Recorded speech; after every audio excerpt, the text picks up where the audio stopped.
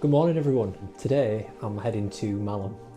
I'm going to be talking about what an important place it's been with regard to improving both my physical and mental health, as well as showcasing what it has to offer, notably the stunning trio that is Foss, Gordale Scar and Malham Cove. So I better finish this obscenely large brew and get going. It's my wife's.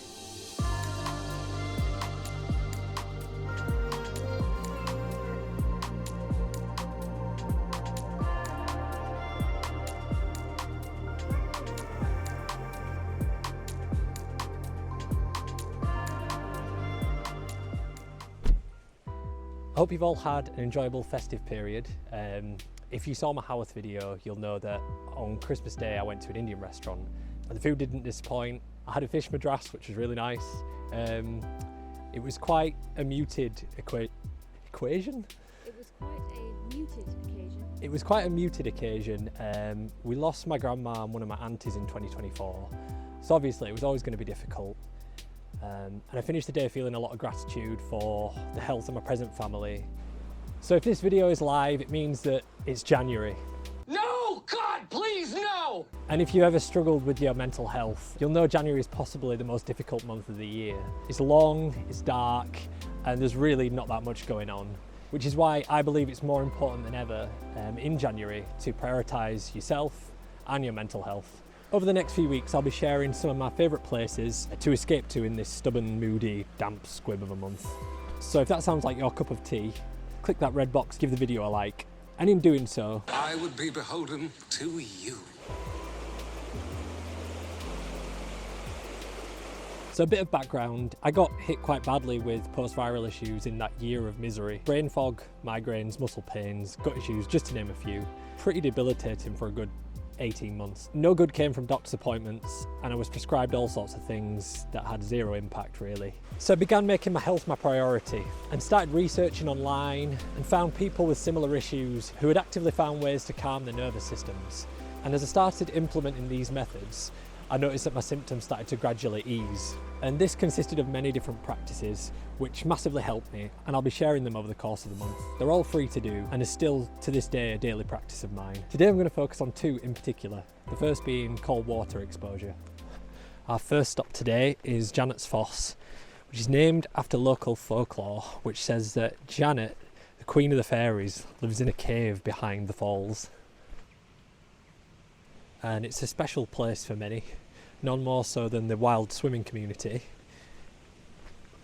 The waterfall is a perfect place for a dip and it's popular all year round. And yeah, I'll definitely be having one today. It's a positively balmy 6 degrees.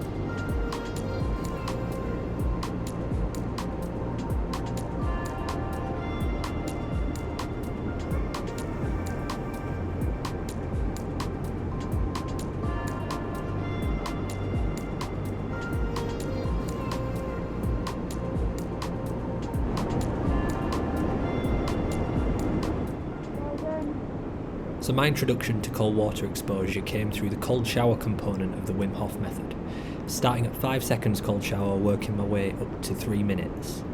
Cold water exposure has many benefits. The reason it can improve mental health is because it increases endorphin and norepinephrine levels. It can also lower inflammation in the body and improve resilience to stress by decreasing cortisol levels. There's a great article going further into the benefits whilst linking to published research over at Stanford Lifestyle Medicine. I'll link in the description. If you're new to the practice, it also talks about safety considerations which you should definitely read before trying cold water exposure. And if you have any pre-existing medical conditions, I would definitely recommend speaking to your doctor. Turn it off.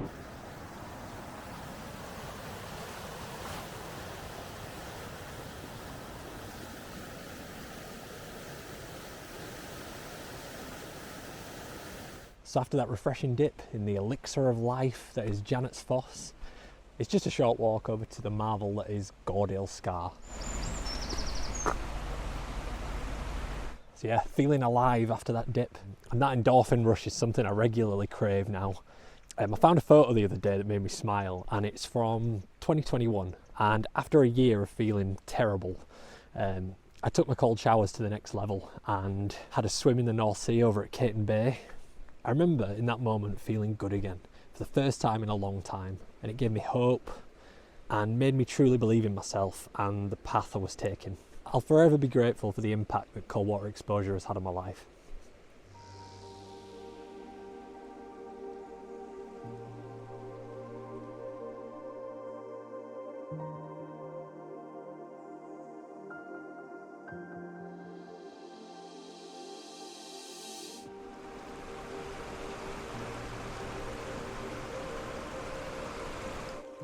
So this is Gordale Beck, which flows down and supplies Janet's Foss.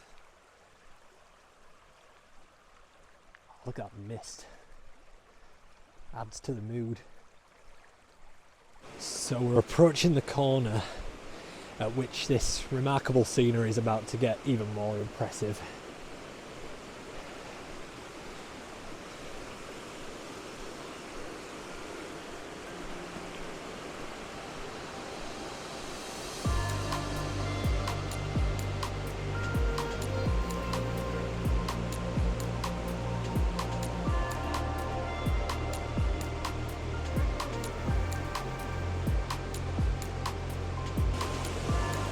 It's a view that never fails to take your breath away.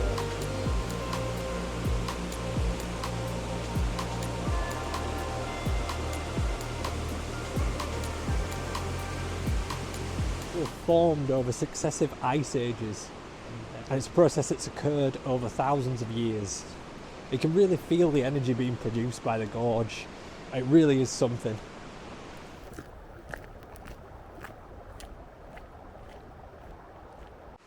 So we're back where we started, and the final stop today is Malham Cove, and to get there we'll follow this signpost.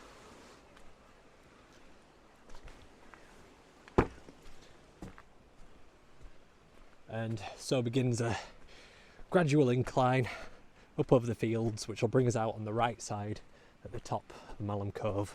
It's approximately 1.6 miles in distance.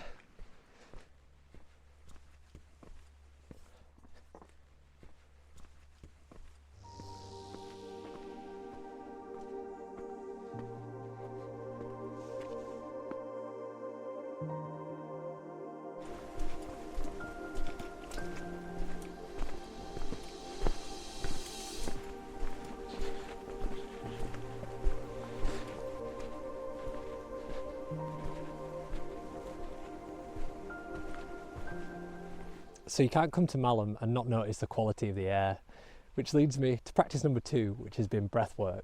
Everyone knows breathwork is beneficial, but why is that exactly? There's a good article at The Guardian, which I'll link in the description, and it talks about how slowing the rate of our breathing to roughly 6 breaths a minute can improve levels of well-being and reduce stress. I massively recommend Insight Timer, which hosts free guided breathwork sessions.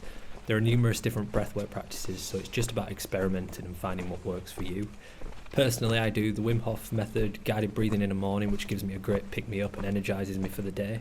And if I feel overwhelmed or stressed later in the day, Ujjayi breathing really calms me down. So at the top of the cove you have the dry valley which leads to Malham Tarn, and the Tarn is a glacial lake, and it's one of 8 alkaline lakes in the world. It has a pH between 8.0 and 8.6. There's a great circular walkway up there, which is approximately 5 miles around the Tarn, and I'll be back later in the year to do that. I don't think I've been there since I was a teenager, so it's long overdue.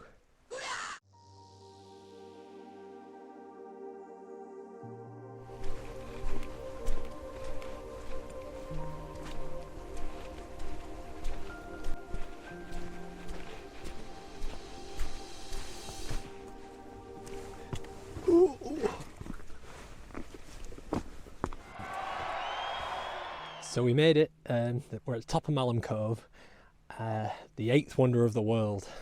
From the research I've gathered, this surface, it was formed after the last ice age by meltwater, largely coming down from Malham Tarn. And the surface is characterised by these limestone blocks that are also known as clints, and the fissures, which are quite deep, you can see down there, and they're called grikes.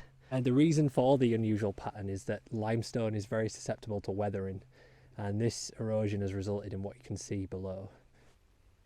So if this scene looks familiar, you may recognise it from Harry Potter and the Deathly Hallows.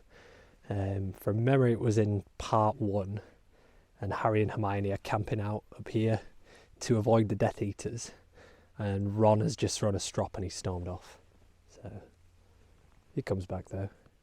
He always comes back.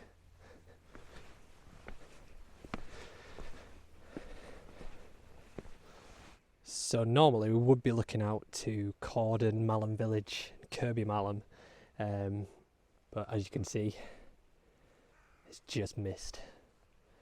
Nothing but mist. Which kind of adds to the atmosphere really, because it was quite moody in Deathly Hallows as well.